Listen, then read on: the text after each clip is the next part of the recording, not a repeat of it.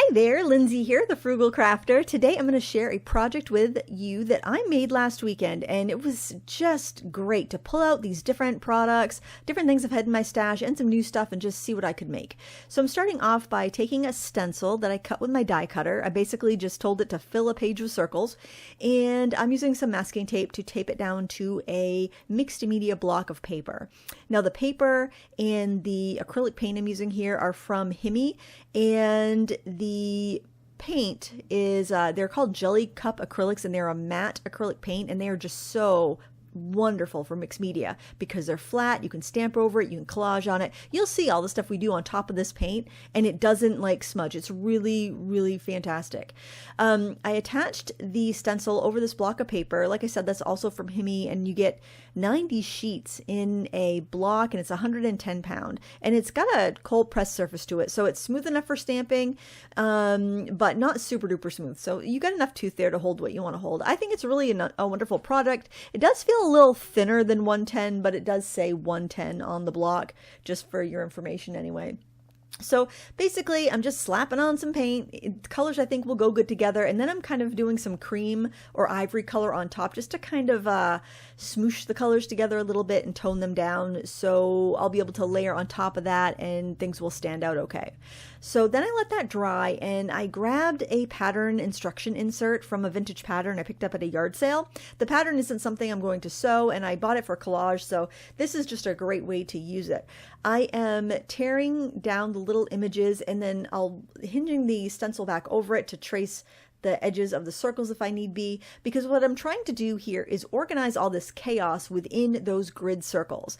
I think doing a grid layout is a wonderful way to test supplies, because you don't have to really think about, well, you are kind of thinking about composition in the back of your mind, but basically what you're doing is playing. Your only rule, your only confine is you're going to stay within the circles or within the squares or whatever your grid is. And I feel like having freedom with some restraint is where the sweet spot lies for creativity. So I can use any color. I can tear this instruction thing up as much as I want. I can, do this, do that, do this, do that, but I'm going to keep it within those circles.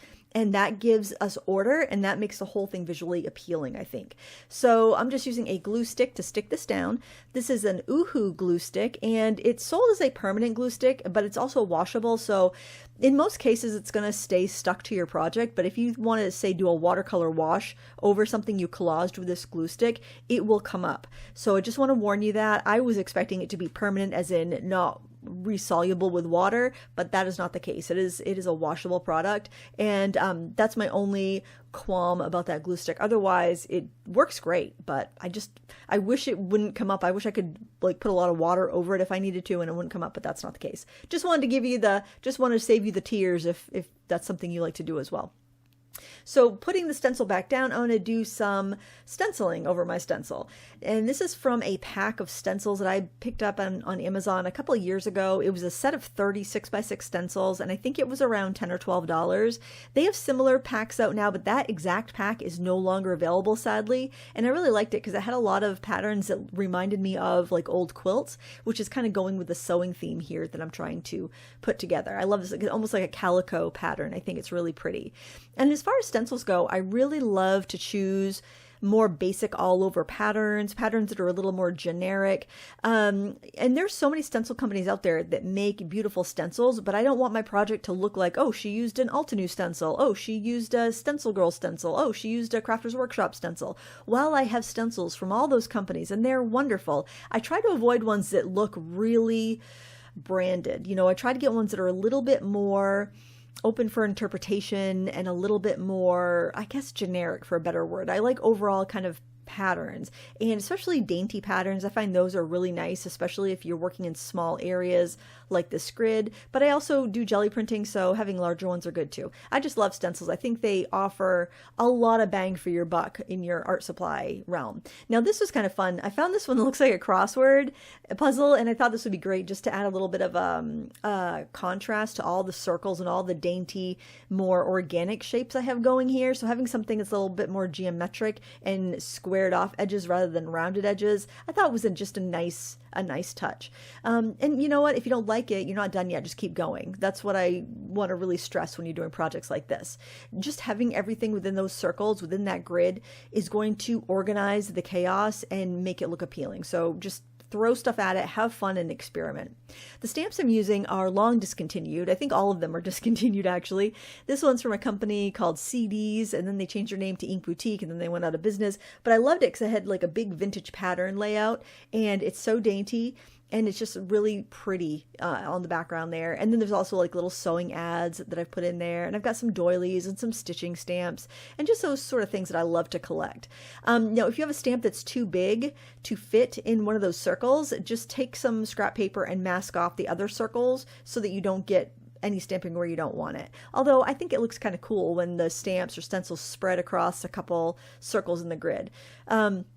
Clear stamps work better when you're doing these mixed media techniques because they squish down, so you can stamp over a stencil, you can stamp on rougher paper like the paper I'm using here, you can stamp over collage elements, and the softness of the clear stamps will squish down between the ridges or the different levels of the papers you have going on or paints you have going on. But I did keep everything pretty flat because I knew I was going to do some stamping.